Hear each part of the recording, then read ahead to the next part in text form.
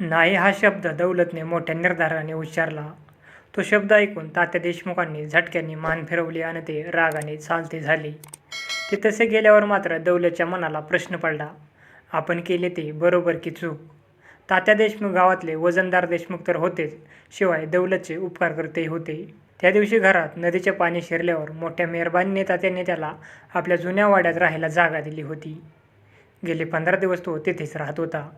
घरातील वर पूर्ण सुखेपर्यंत म्हणजे आणखी महिनाभर तरी त्याला त्याच वाड्यात राहणे भाग होते. अशा स्थितीत ते आपल्याकडे येतात.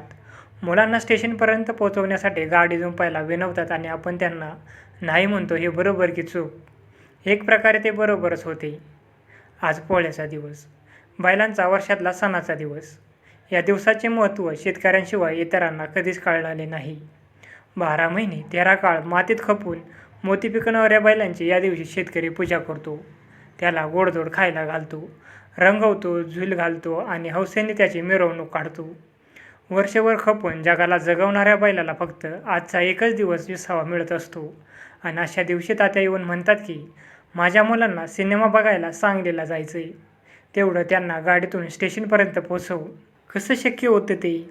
जातीवंत शेतकरी पोळ्याच्या सणाच्या दिवशी बैलाला कधीही झुंपणार नाही. अर्थात आपण नाही म्हटलं ते बरोबरच केलं, असे दौलतला वाटले. पण तात्या गावातला श्रीमंत प्रतिष्ठित माणूस. आपण त्याच्या घरात राहून मिंदे झालेलो. अशा स्थितीत आपण नाही म्हणणे म्हणजे त्याचा केवढा अपमान झाला. त्या अपमानामुळेच ते रागाने निघून गेले. त्यांना जो राग आला तो जसा त्यांच्या अपमानाचा, त्याचप्रमाणे आपण त्यांना नाही म्हणल्याने आपल्याला दिसलेल्या उद्दामपणाचाही. ते आपल्याला आज उद्दाम, उर्मट असे म्हणत गेले असतील. पण आज आपण काही जाणूनबुजून मुद्दामपणा केला नाही. वर्णूकपणा तर नाहीच नाही. आपण आपला धर्म पाळला. माझ्या वागण्याने त्यांना राग आला तर त्याला मी काय करणार? खरे म्हणजे तात्यांनी असे रागवायला नको होते. पण ही श्रीमंत माणसे 4 पैशांच्या किंवा प्रतिष्ठापनाच्या जोरावर सगळ्या जगावर सत्ता गाजू पाहणारी, ही अशीच असायची. पण त्यांना कोण भेटो? या विचाराने दौलतचे मन शांत झाले आणि तो हौसेने बैलांना झुली घालून सजवायच्या कामाला लागला. त्याने चमकदार रंगाने बैलांचे शिंगे रंगवले, त्यांवर सोनेरी वेगळ्याच्या आडव्या पट्ट्या लावल्या, त्यांच्या कपाळावर आरच्यांची बाशिंगे बांधली, गळ्यात फुलांच्या माळा घातल्या आणि अशा तऱ्हेने सुशोभित केलेल्या आपल्या बैलांकडे तो कौतुकाने पाहत राहिला. त्या कौतुकाने मन भरून आल्यामुळे त्याच्या मनाच्या यातना बुजून गेल्या. तात्या आल्यावर रागवून गेला याची त्याला आता पुसट आठवणही राहिली नाही. आपल्या सजवलेल्या बैलांकडे पाहताना त्याचे मन सुखाने पुरेपूर भरून गेले. त्याचवेळी त्याला कोणीतरी येऊन बातमी सांगितली, बळी चव्हाणाला बैलांनी मारले, मोठी जखम झाली. ते ऐकताच त्याचे मन अस्वस्थ झाले. बैलांच्या मिरवणुकीची वेळ होत आली होती. खोताच्या वाड्यापुढे वाजणाऱ्या सुरेल सने त्याला स्पष्ट ऐकू येऊ लागली. बैलाला घेऊन जायची त्याची सगळी तयारी झाली होती, पण त्याचे त्याकडे लक्षच लागेना. सनेचा आवाज त्याच्या कानात शिरेना. आपण सजवलेले बैलही त्याला स्पष्ट दिसेनात. त्याला एकच देखावा दिसत होता, एकच ऐकू आवाज येत होता, जखमेने रक्तबंबाळ झालेला बळी चव्हाण अन त्याच्या मुखातून निघणाऱ्या वेदनामय व्याकुळ उद्गार. बळी त्याचा सगळा सोयरा नव्हता, भाऊबंद नव्हता, इष्टमित्र नव्हता. तो गावातल्या एका त्याच्यासारखाच सामान्य शेतकरी होता. पण मानवी मन हे फक्त नात्याच्या किंवा मायेच्या व्यवसायासाठीच व्याकुळ होत नाही, तर कुठल्याही मानवी दुःखाने ते घायाळ होते, बेचैन होते, बधीर होते. बळीला पाहण्यासाठी दौलतचे मन अधीर झाले. त्याने शृंगारलेले बैल तिथेच सोडले. मिरवणुकीला उशीर झाला तर हरकत नाही असे त्याला वाटले. तो निघाला बळीला बघायला.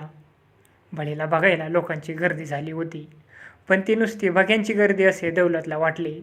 प्रत्येकजण हळहळत होता. दवाखान्यात न्यायला पाहिजे, डॉक्टरला बोलवायला पाहिजे असे प्रत्येकाच्या तोंडातून निघत होते, पण ते करायला एकही धजत नव्हता. त्या गर्दीला बाजूला सारून दौलत बळीजवळ गेला.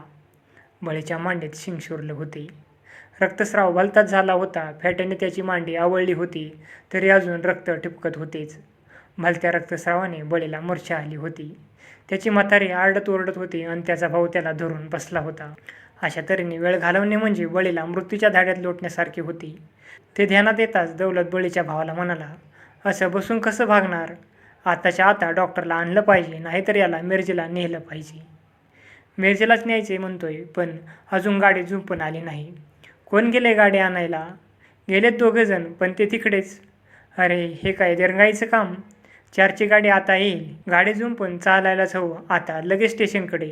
थांब, मीच येतो माझी गाडी घेऊन 2 मिनिटात. असे बोलून उतावळीने दौलत घराकडे पळत आला. पोळा, मिरवणूक, बैलांचा शृंगार सगळे विसरला. लवकरात लवकर बळीला स्टेशनवर कसे पोचवावे ही एकच गोष्ट त्याच्या मनात थैमान घालू लागली. बैलांच्या झुली काढण्यासुद्धा वेळ दवडणे त्याला बरे वाटले नाही. झुलीसह तसेच बैल त्याने गाडीला जोडले. गाडी बळीच्या दारात नेली. गाडीत एक तडव अंथरला आणि तिघा-चौघांनी बळीला अलगद उचलून गाडीत घातली. गाडी स्टेशनच्या रस्त्याला लागली.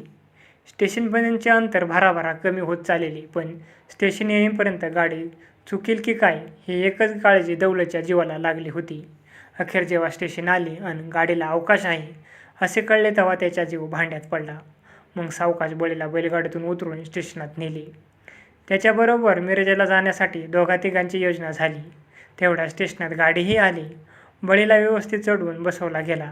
गाडी निघून गेली. नंतर दौलत स्टेशनबाहेर पडून आपल्या गाडीजवळ आला आणि त्याने निवांतपणे पानांची चिंची सोडली. आता पाहून खाऊन तो परत जायला निघाला होता. त्याने सुपारी कातरून तोंडात टाकली. तोच तात्या आपल्या गावाकडे पायी चाललेले त्याला दिसली. त्याबरोबर त्याला आठवले, तात्या मुलांना पोचवायला आलेले दिसतात. कसे बरे आले असतील? मुलांना घेऊन चालतच आलेले असणार, त्याशिवाय काय मार्ग होता? अरे, येताना आपल्याला धांदले ते सुचले नाही. सहजासहजी त्यांच्या मुलांना आपल्या गाडीतून आणता आले असते. त्यांचा राग घालवता आला असता. चुकलं सगळं. असो, आता तरी त्यांना बोलवावे. म्हणून तो चंची सावरत उठला. 2 पावले त्यांच्याकडे गेला. त्याने हाक मारली, तात्या, हो तात्या. तात्याने वळून त्याच्याकडे पाहिले. निकाऱ्यासारख्या लाल डोळ्यांनी. ती नजर बघताच दौलत भावरला. तात्यांनी विचारले, काय? केव्हासा आलास? कशाला हवंय तुला ती चौकशी? आणि हो रे, आज बैलांचा सला आहे ना? गाडी जुंपायची नव्हती ना? पण बळीला भारी जखम झाली होती. त्याला मिरजेला नेणं जरुरीचं होतं. सण कवा बी करता येईल, पण बळीचे प्राण गेले असते तर? तात्या चमकले व झरझर निघून गेले. गोष्ट आवडली असेल तर व्हिडिओला लाईक करा आणि अशाच नवनवीन व्हिडिओसाठी नवीन मराठी या आपल्या चॅनलला सबस्क्राईब करा. धन्यवाद.